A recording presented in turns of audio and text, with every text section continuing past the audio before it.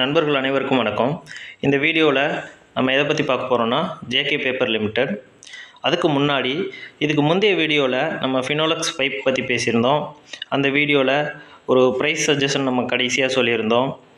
அது என்னென்னா 317 ரூபாயில் நம்ம ட்ரேட் ஆகிட்டு இருக்கும்போது நம்ம அந்த வீடியோ பண்ணோம். அப்போவே நம்ம இந்த ஸ்டாக் வந்துட்டு 280லேருந்து 270 ருபீஸ் ரேஞ்சுக்கு வரும்னு நம்ம கரெக்டாக ப்ரெடிக்ட் பண்ணி சொல்லியிருந்தோம். அதே மாதிரி அந்த ஸ்டாக் வந்துட்டு 281 வந்துட்டு திருப்பி 295க்கு போய் திருப்பி இப்போது 277 ருபீஸில் ட்ரேட் ஆகிட்டு இருக்குது. யாராவது இன்வெஸ்ட் பண்ணணும்னு நினச்சிங்கன்னா இது வந்துட்டு கரெக்டான டைமாக இருக்கும். அதிகபட்சமாக இந்த ஸ்டாக் வந்துட்டு 260 ருபீஸ் வரைக்கும் வரலாம். அதுக்கப்புறம் அதிகமான அப் ட்ரெண்ட் பாசிபிலிட்டிஸ் தான் இருக்குது.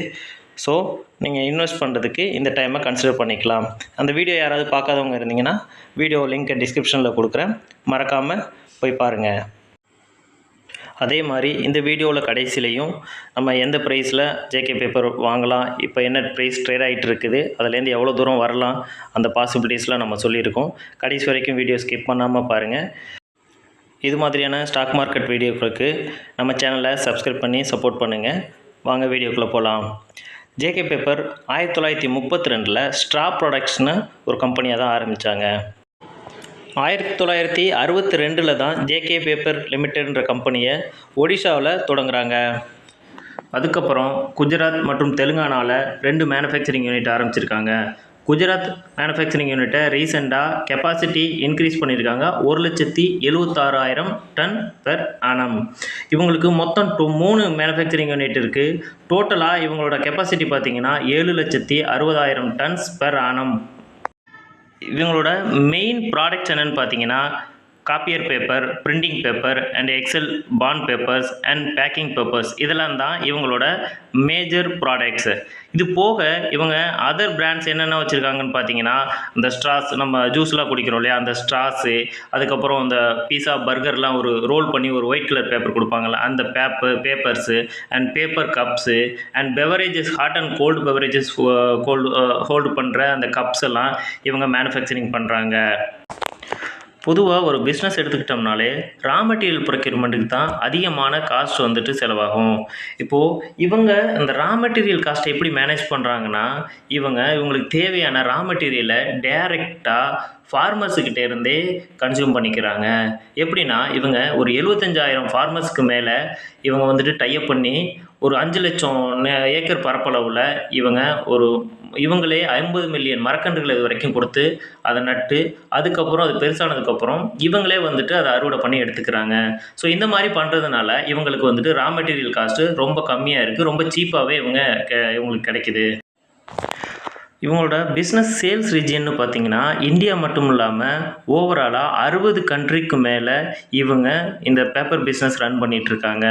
இந்த எல்லா கண்ட்ரிலையுமே இவங்களுக்கு இண்டிவிஜுவலாக டீலர்ஸ் இருக்காங்க, ட்ரேடர்ஸும் இருக்காங்க.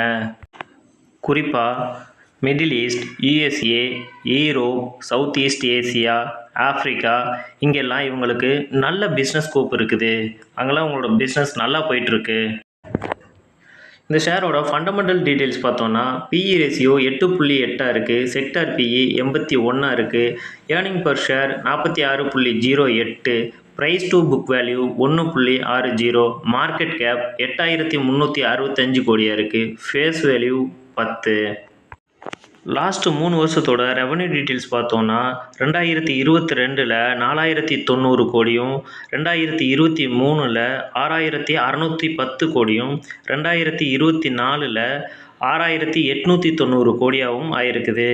இதே லாஸ்ட்டு 3 குவார்ட்டர்ஸ்க்கு பார்த்தோம்னா டிசம்பர் 2023 1,710 கோடியாகவும், இதே மார்ச் 2024 1,720 கோடியாகவும், ஜூன் 2024 1,710 கோடியாகவும் ஆயிருக்கு.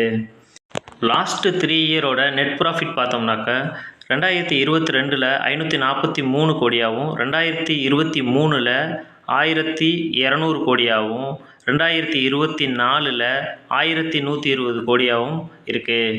இதே லாஸ்ட்டு 3 குவார்ட்டருக்கு பார்த்தீங்கன்னா டிசம்பர் 2023 235 கோடியாகவும், மார்ச் 24 276 கோடியாகவும், ஜூன் 2024 140 கோடியாகவும் இருக்குது. லாஸ்ட் 3 இயரோட ஏர்னிங் பெர் ஷேர் பார்த்தோம்னா 2022ல் 32.03 ஆகும், 2023ல் 70.59 ஆகும், 2024ல் 59.15 ஆகும் இருக்குது.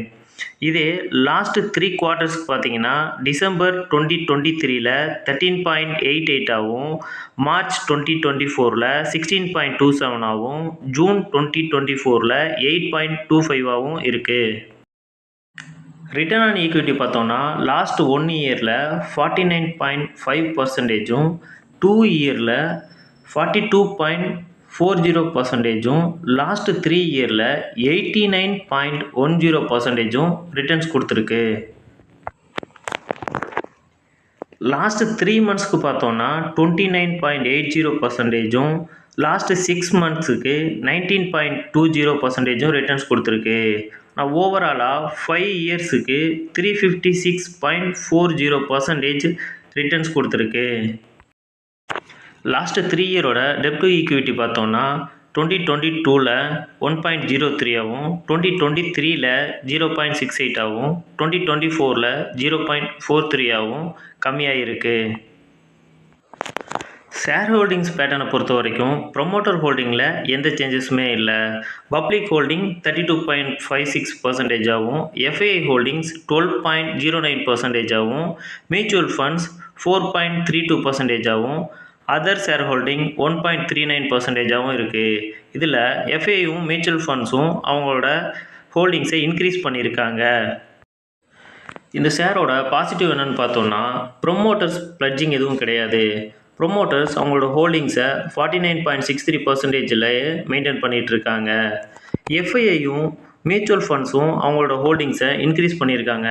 எஃப்ஐஐஸ் 9.26%லேருந்து 12.09% ஆகும், மியூச்சுவல் ஃபண்ட்ஸு 2.46%லேருந்து 4.32% ஆகும் இன்க்ரீஸ் பண்ணியிருக்காங்க. ரீசன்ட் டேஸில் இந்த ஷேரோட ப்ரைஸ் கம்மியாகிட்டு இருக்குது. என்ன ரீசன் பார்த்தோன்னா லாஸ்ட் குவார்ட்டரோட ரிசல்ட்டு தான். இதுக்கு முந்தின குவார்ட்டரோட கம்பேர் பண்ணும்போது இந்த லாஸ்ட் குவார்ட்டரோட ரிசல்ட்டு அந்தளவுக்கு பெருசாக பர்ஃபார்மன்ஸ் இல்லை. இப்போது இந்த ஸ்டாக்கு கரண்ட்டாக 487 ருபீஸில் ட்ரேட் ஆகிட்டுருக்கு. இது இங்கேருந்து 430லேருந்து 420 ரேஞ்சுக்கு வரும்ன்றது என்னோடய ப்ரொடக்ஷன். நீங்கள் லாங் டேர்ம் இன்வெஸ்டராக இருந்தால் இப்போதைக்கு என்ட்ரி ஆகிறத கொஞ்சம் அவாய்ட் பண்ணிவிட்டு 430 to 420 ரேஞ்சுக்கு வரும்போது இன்வெஸ்ட் பண்ணுறது கொஞ்சம் பெட்டர் ஆப்ஷனாக இருக்கும். லாங் டேர்ம் இன்வெஸ்ட்மெண்ட்டுக்கு மட்டும் இல்லாமல் ஸ்விங் ட்ரேட் பண்ணுறதுக்கும் இந்த ஸ்டாக் ஒரு பெஸ்ட் ஆப்ஷனாக இருக்கும். ஏன் பெஸ்ட் ஆப்ஷனாக இருக்குன்னு சொல்கிறேன்னா இந்த ஸ்டாக்கில் வாலட்டிலிட்டி ரொம்பவே அதிகமாக இருக்கும். ஸோ ஸ்விங் ட்ரேட் பண்ணுற நபருக்கு இது கண்டிப்பாக யூஸ்ஃபுல்லாக இருக்கும். இந்த ஸ்டாக்கு ஓவராலாக இந்த ஸ்டாக் நல்லாவே பெர்ஃபார்ம் பண்ணியிருக்கு. இன்வெஸ்ட்மெண்ட் பண்ணுறதுக்கு இந்த ஸ்டாக்கை சூஸ் பண்ணலான்றது என்னோடய சஜஷன். இந்த வீடியோ பிடிச்சிருந்தா சப்ஸ்கிரைப் பண்ணுங்கள், ஷேர் பண்ணுங்கள். தேங்க்யூ ஃபார் வாட்சிங்.